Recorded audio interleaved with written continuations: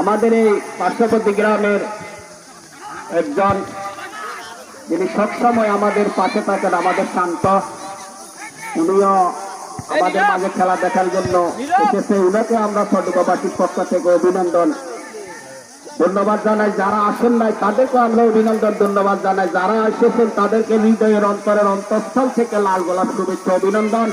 চিরদিন ভালোবাসা আপনাদের জন্য সদুকাবাসী থাকবে, এটাই বাস্তবতা, এটাই নিয়ম। নাইন জুনিয়র দলের নাইন, তোমার জন্য একটা সুখবর।